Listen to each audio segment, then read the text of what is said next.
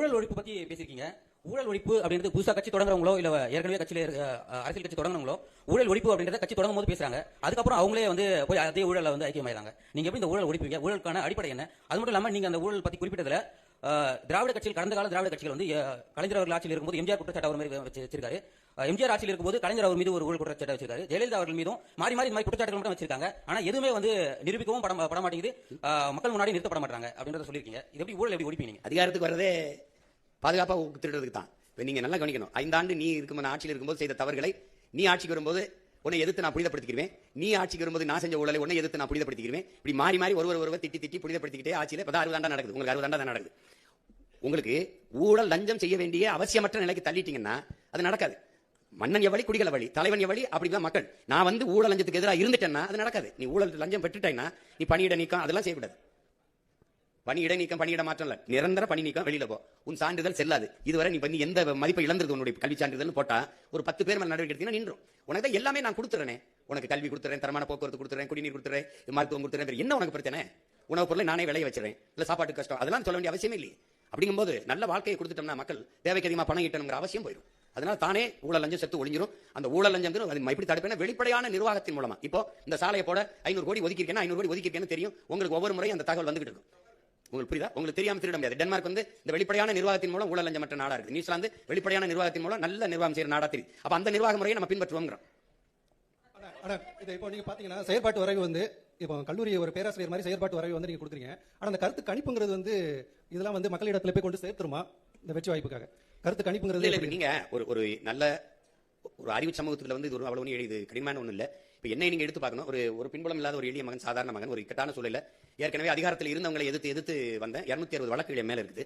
இப்ப வந்து இவ்வளவு இதுக்குள்ள போய் இந்தியாவை யார் ஆள்றது அப்படிங்கும்போது தம்பி அண்ணாமலை அவர் தலைமையில ஐயா மோடி பிரதமர்னு ஒரு கூட்டணி அமைச்சுக்கிட்டாரு. ஐயா ஸ்டாலின் அவர்கள் இந்தியான்னு ஒரு கூட்டணி வச்சுக்கிட்டாங்க, அவங்க காங்கிரஸ் கட்சி. ஐயா எடப்பாடி இப்ப நான் 4வது இடத்துல நிக்கிறேன். எனக்கு என்னுடைய பழைய சின்னத்தை எடுத்துட்டாங்க. பல முறை நான் கொண்டு போய் சேர்த்த சின்னத்தை கடைசியா ஒளி வாங்கி இந்த மைக்குன்னு ஒரு சின்னத்தை கொடுத்தாங்க.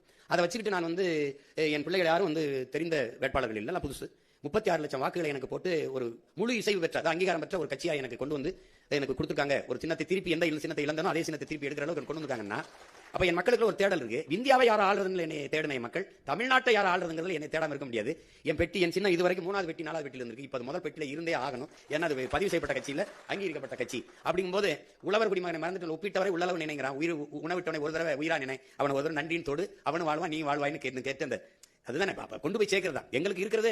எங்களுக்கு நீங்க தான் எங்களை கொண்டு போய் சேர்க்கணும். அது நீங்க செய்வீங்கன்னு நம்புறேன்.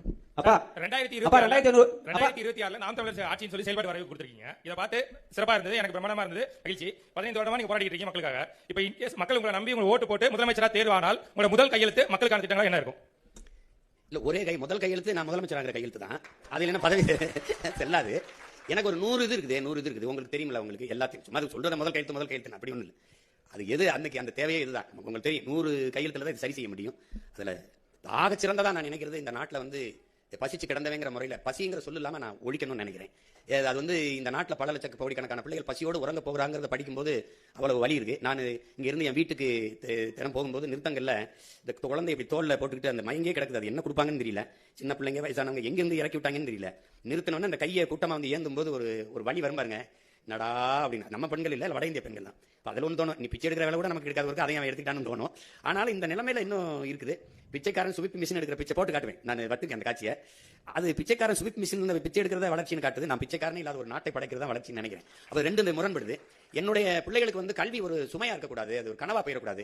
நீ என்ன கல்வி நினைக்கிறியோ மருத்துவமா படி, நீ பொறியாளரா படி, அது எந்த வாய்ப்பையும் அரசு செய்யும். ஏன்னா நான் சொல்றேன், ஒட்டுமொத்த நாட்டு பிள்ளைகளும் என் நாட்டின் செல்வங்கள்னு அதை தூக்கி கொண்டு போகணும். அதுக்கப்புறம் மருத்துவம் வந்து உயிர்காக்கும் மருத்துவம் எல்லாருக்கும் சரியா சமமா தரமா இருக்கணும்னு நான் நினைக்கிறேன். எனக்கு தெரிஞ்ச கம்யூனிஸ்ட் கட்சி எங்க ஐயா தாப்பாண்டியன் நல்லகண்ணன் தவிர அரசியல் தலைவர்கள் யாரும் அரசு மருத்துவமனையில் படுத்ததா எனக்கு தெரியல. உங்களுக்கு புரியுதுன்னு நினைக்கிறேன். அந்த மாதிரி ஒரு நல்ல ஆட்சியை கொடுக்கணும்னு நினைக்கிறேன். அப்ப ஊழல் லஞ்சத்தை விட்டு உண்மை நேர்மையான நிர்வாகம் அது கொண்டு வரணும்னு நினைக்கிறேன். இப்ப எனக்கு உங்ககிட்ட சொல்றதுக்கு என்ன, என் தலைவனுக்கு ஒரு கனவு இருந்தது. 200 ஆண்டுகளுக்கு பிறகு என் இனம் எப்படி வாழணும்ட்டு. அந்த கனவு எங்களுக்கு கையளிக்கப்பட்டிருக்கு, எனக்கு கடத்தப்பட்டிருக்குன்னு வச்சுக்கிறீங்களேன். அதை எப்படியாவது அவர் கனவை அந்த நிலையில எந்த ஒரு இடத்துல நிறைவேற்றி காட்டணும்னு நினைக்கிறேன். ஒரு தடவை ஆட்சியில் நீங்க வாழ்ந்து பாருங்களேன், என்னடா இவ்வளவு வேலை செஞ்சிருக்க முடியுமான்னு தோணும். இவ்வளவு பண்ணிருக்க முடியுங்களா? இந்த தண்ணீரை எப்படி சேமிக்கிறேன், சாலை எப்படி போட்டு பராமரிக்கிறேன், இந்த கழிவுநீர் மழை நீரை எப்படி எடுத்துட்டு போறேன். ஒரு தடவை வாய்ப்பு தான் தெரியும். சொல்லிட்டே இருக்கேன், என்ன நல்லா விளையாடுவோம்ப்பா, நல்லா ஒரு தடவை இறக்கி விடுங்க விளையாடுங்கிறேன். அதனால முதல் நீங்க சொல்ற கையெழுத்து உண்மையிலேயே நாட்டுக்கு மக்களுக்கு எது முதன்மையானது அவசியமானது பார்த்து போடுவேன். முதல் திட்டத்தில் போடுவேன். 2500 காலமா புத்தர் காலத்துல இருந்து சாதி ஆதிக்க தலைவச்சு ஆடுது. இப்ப 2026 இருக்கிறோம். இங்க இருக்கிற திராவிட கட்சிகள் யாரும் சாதி ஒழிக்க முன் வர மாட்டாங்க. சாதி பிரச்சனை நடந்தாலும் தக்க தண்டனை கொடுக்க மாட்டாங்க. 2026 நாம் தமிழர் கட்சி அரசு வந்தா சாதி ஆதிக்கின் பேரில் நடக்கிற வன்கொடுமைகளுக்கு எந்த மாதிரி தண்டனை கொடுப்பீங்க? அப்புறம் 12 லட்சம் ஏக்கர் பஞ்சம் நிலம் முழுக்க முழுக்க பட்டியல் மக்கள் போற நிலத்தை எவ்வளவு சீக்கிரம் மீட்டு எடுத்து கொடுப்பீங்க? 142 கோடி மக்களோட தலையெழுத்த மாத்தின பாபா சாஹேப் அம்பேத்கரோட சிலை கூண்டுக்குள்ள நிக்குது. எவ்வளவு சீக்கிரம் வெளியிடுங்க? அதெல்லாம் எடுத்துருவோம் இவரு. நீ அப்ப நம்ம புரட்சியாளர் சிலை மட்டும் இல்ல, நம்ம தாத்தா முத்துராமலிங்க தேவர், தாத்தா காமராஜ் எல்லாரும் சிலையும் தான் இருக்கு. வந்தயமானம் சிலையெல்லாம் திறந்திருக்கு. நம்ம சிலையெல்லாம் நாட்டு விடுதலைக்கு ஜெயிலுக்கு போனாங்க, விடுதலை பெற்ற பிறகு சிறையில் தான் இருக்காங்க. அதெல்லாம் உடைச்சிரும், கண்காணிப்பு கறி வச்சிரும், தொட்டா தூக்கிறோம். நீ ஒன்றும் கவலைப்படாத. ஒழிச்சிரும். பஞ்சமி நிலத்தை மீட்டும். அது பல தடவை என்ன போராடி இருக்கேன். இந்த தடவை அறிவிப்பேன், சொல்லுவேன். அந்த 12 லட்சம் ஏக்கர் எந்த கொம்பாதி கொம்பட்ட இருந்தாலும் எடுக்கிறோம். அது வந்து நமக்கு பாரபட்சம் கிடையாது, வேண்டியவன் வேண்டாத கிடையாது. ஏனால எனக்கு கொடுத்துரு. அதுக்கப்புறம் சாதி ஒழிப்பு தானே, அதுவே செத்து ஒளி. நீ கவலையப்படாது. அதாவது நான் என்ன சொல்றேன்னா, சாதிக்கு கொலை செய்யாத, சாதியை கொலை செய். புரியுதா உனக்கு? நீ சாதி பார்த்து பழக மாட்டோம், சாதி பார்க்கிறவனோட பழகவே மாட்டோம்ங்கிறத நம்ம கோட்பாடு. அது அந்த எண்ணமே வராத அளவுக்கு இந்த சமூகத்தை மாத்திவேன். விளையாடணும், படிக்கணும், வேலை இது பண்ணணும். அப்ப இந்த சாதியை பற்றி சிந்திச்சுக்கிட்டு வெட்டி பேசி புறணி பேசிக்கிட்டு இந்த அடிக்கடி சரக்கு போட்டு மக்களை வந்து நாங்களாம் யார் தெரியுமா வந்து நீங்க நீயே ஒரு அடிமை, நானும் ஒரு அடிமை, அதில் பெரிய அடிமை சின்ன அடிமை அதெல்லாம் கிடையாது. அது கொஞ்சம் கொஞ்சமா மாறிடும். அது முன்னாடி நிக்கிறேன் பொறுப்பு. இப்ப நான் இருந்தேன்னு வச்சுக்கிறேங்க. இப்ப திருப்பரங்குன்றத்துல என்ன விளக்கேத்தணும், அங்க கந்திரி ஆக்கணும். சரி, நீங்க ஆக்கணும் கூட வரேன், நீங்க விளக்கேத்தணும், வாங்க கூட வரேன். அவரவர் வழிபாடு அவரவருக்கு. உன்மதம் சிறந்தது வழிபாடு, என் மதம் சிறந்தது வழிபாடு. சண்டை இருக்கக்கூடாது, ஒன்னா இருக்கணும். சரியா? வேற என்ன? இங்க என்னன்னா, இந்த சாதி மதம் இல்லாத இது ஒரே மண்ணாகணும், ஒரு தாய் மண்ணாகணும். இதுதான் நம்மளுடைய கோட்பாடு. அதனால அதை சரி பண்றேன், நீ கவலைப்படாம இரு. ஏற்கனவே ஆட்சி செஞ்சவங்க வந்து திமுக அதிமுக இரு கட்சியுமே ஒரே கட்சி தான், ஒரே கொடியில் உள்ள மட்டும் தான் சொல்லிருக்கீங்க. லஞ்சம் ஊழல் தான் முன்னேற மாதிரி இருக்குன்றீங்க. இப்ப ஏற்கனவே நடந்தவங்க அப்பா சித்தப்பா இவங்க அவங்க மேல நீங்க நடவடிக்கை எடுப்பீங்களா முதலமைச்சர்? ஆனால் எடுக்கணும்னு சொல்லி சொல்றீங்களா வேணாங்கிறீங்களா? இல்ல, அது மொத்தமாவே இதுக்கு ஒரு மாற்று நிர்வாகத்தை கொண்டு வரதுனால இப்ப நானே சொல்றேன் பாருங்க, இந்த விமர்சன அரசியலை விட்டுட்டு ஆக்கப்பூர்வமான அரசியலுக்கு போகணும். நீங்க நடவடிக்கைனா எந்த குற்றவாளியா இருந்தாலும் எங்களை பொறுத்த வரைக்கும் நாங்க எடுத்த கோட்பாட்டுக்கு பெத்த தாய் தந்தையரே வந்தாலும் எங்களுக்கு எதிரி தான். எங்க தலைவன் உங்களுக்கு தெரியும், முதல்ல தாய் தந்தையர் தான் வெளியேற்றினாரு. உடன் பிறந்த யாரோடும் தொடர்பில்லை. உங்களுக்கு புரியும் நினைக்கிறேன். அதனால தன்னுடைய எங்களுக்கு கோட்பாட்டுக்கு எதிராக சித்தப்பா பெரியப்பா மாமா மச்சான் ஆத்தா அப்பெல்லாம் கணக்கு கிடையாது. குற்றம் தான். அது வந்து நீங்க இங்க இருக்கிற அரசியல் கட்சி தலைவர்களை பார்த்து இந்த வேலைக்கு செய்ய வந்தவன் நீங்க நினைச்சீங்கன்னா அது தவறு. என்னை வளர்த்தவன், என்னை உருவாக்கி இந்த இடத்துல போய் நில்லுன்னு சொன்னவன் எப்பேற்பட்டவன் உங்களுக்கு தெரியும். அதுல துளி சமரசம் செய்ய மாட்டேன். புரியுதா உங்களுக்கு? வேற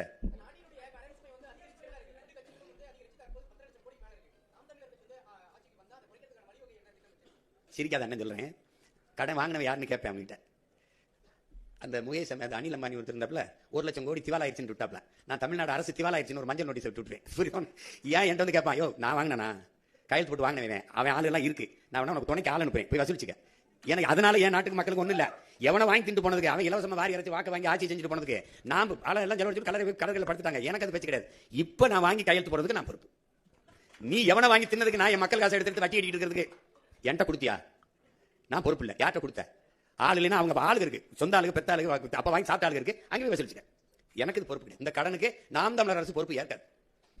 ஆனா நீ ஊதாரியா வாங்கி சீட்டாடி இது பண்ணி அவனுக்கு கொடுத்து இவனுக்கு கொடுத்து 5000 கொடுக்க 10000 கொடுக்க ஆட்சி கொடுக்க பாட்டு நான் கேட்டேன். அவனுக்கு அது கிடையாது. அந்த நிர்வாகம் இதுல கிடையாது.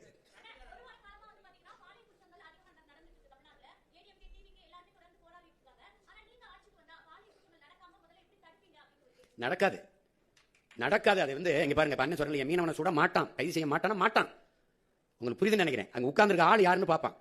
நீங்க என் பிள்ளையை தொட்டுட்டேன்னு வச்சுக்க, கொண்டுட்டேன்னு வச்சுக்க, எந்த கொம்பாதிக்கு மறந்தாலும் தூக்கிட்டு வந்து இந்த பிள்ளையை அடக்கம் பண்றதுல அவனை கொண்டு புதைச்சிட்டு தான் அடக்கம் பண்ணுவேன். நிக்க வச்சு சொல்லி சுடுவேன். அவங்க பெற்றோர்கள் சொல்லுவேன், இப்படி ஒரு பிள்ளையை பெற்றதுக்கு நீ அழாத, நீ அவமானப்படாத. இவனை வந்து இந்த மாதிரி பிள்ளை பெற்றதுக்கு தலை உணியணும் அப்படின்னு சொல்லிடுவேன். இவன் வந்து இந்த நாட்டுக்கு இழுக்கு வேணும். யாரும் 2 பேரை போட்டேன்னு வச்சுக்க, தொட்டுவான்னு நினைக்கிறியா? பொம்பளை பிள்ளைங்க தலை உணிஞ்சு போகணும்னு நினைக்கிறியா? வரவெல்லாம் தலை உணிஞ்சு போவான். ஐயா யாரையும் கேள்வி பண்ணிடாதையா, தொலைச்சு போடுவான். அவன் அந்த பையன் இருக்கணும்ல. என் தலைவன் எனக்கு கற்பிச்சது மரணம் ஒன்றுக்கு தான் அந்த மானோட சமூகம் பயப்படும். அரபு நாடுகளிலேயே இந்த பாலியல் குற்றங்கள் குறைவா இருக்கு. ஏன்னா கடும் சட்டம், பொது வழியில் தூக்கப்பட்டுவான். உங்களுக்கு புரியுதுன்னு நினைக்கிறேன். அதனால அந்த சேட்டையெல்லாம் இங்க செய்ய முடியாது. தானா நடக்கும் தங்கச்சி. நீங்க ஏன் கலவரிய? நீங்க அண்ணன் வந்தவன நீங்க வாட்டுக்கு ராத்திரில தனியா போங்க, எவனா தொட்டானு பாப்போம். நீங்க போங்க. என் தலைவன் அப்படி ஒரு நாட்டை கட்டி வச்சான் தங்கச்சி. தனியாக உந்தூர்ல ஒரு பெண் நள்ளிரவுல பயணம் பண்ணுவா, தனியா போவா, ஒரு பய தொட மாட்டான். என் மாநாட்டில் 6 லட்சம் பேர் கூடியிருக்கான். ஒரு தொல்லை ஒரு பிள்ளையை தொட்டான், இடிச்சான், கேள்வி பண்ணா ஏதாவது சொல்லு பாப்போம். ஏன்னா அது அது அது ஒரு ராணுவம். அது ஆட்சி செய்யும் போது அப்படியா அவன் தெரியும் உட்கார்ந்து தொடமா.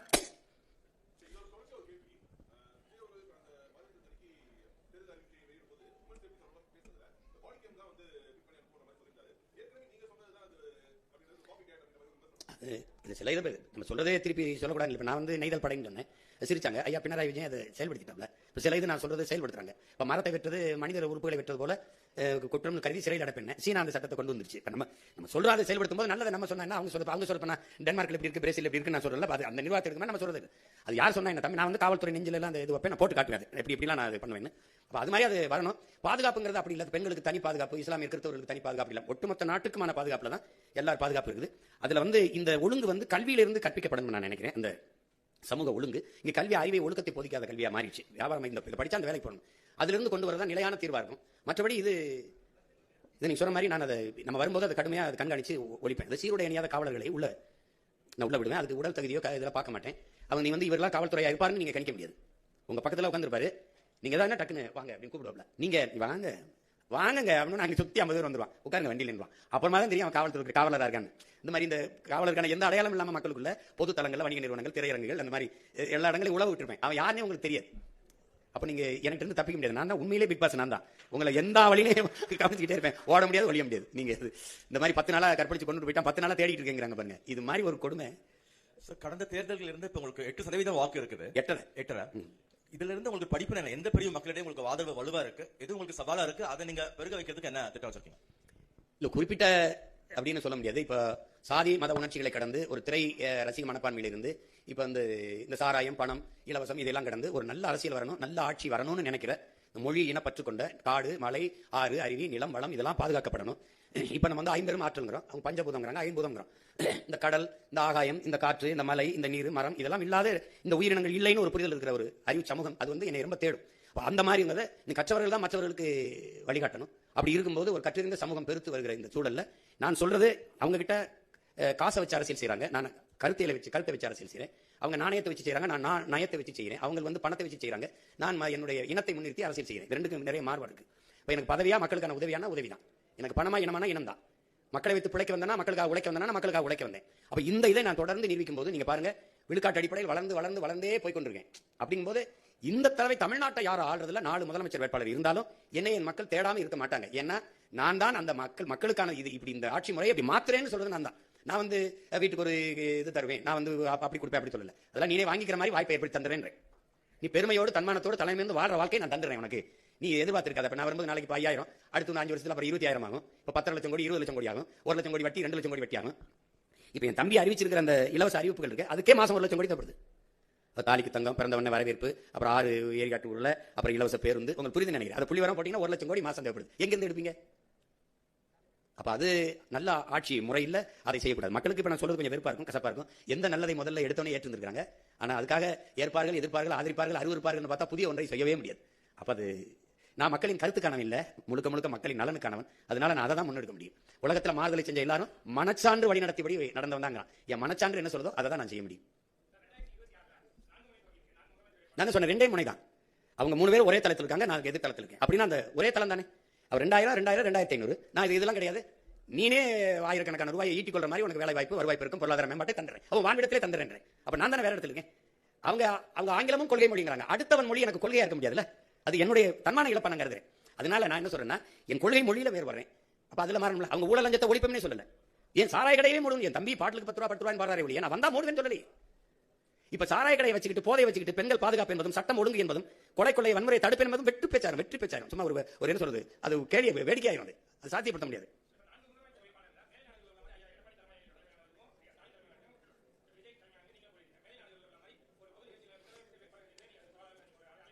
எத்தனை தடவை நான் கொடுத்துருக்கேன்னு நினைக்கிறீங்க? அன்னைக்கு கூட பேசினேன் இங்க நடந்த கூட்டத்தில். இந்த 4 முதலமைச்சர் வேட்பாளரையும் நிறுத்தி வச்சு ஒரு 10 நிமிடங்கள் வாய்ப்பு கொடுத்து பேச விடுங்க.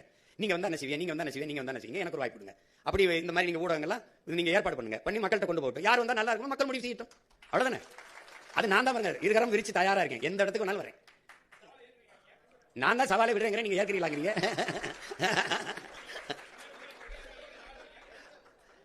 நான் தான் தயாரா இருக்கின்றேன். நான் தான் பல தடவை கூப்பிடுறேன். ட்ரம்ப், ஹிலாரி மாதிரி, பைடன், ட்ரம்ப் மாதிரி எங்களுக்கு வாத வைங்க, 4 முதலமைச்சரை நிறுத்துங்க. முதல்ல நான் வரேன்னு சொல்லுங்க, 3 பேரும் வர சொல்லுங்க. முதல்ல எங்க நிக்கணும்?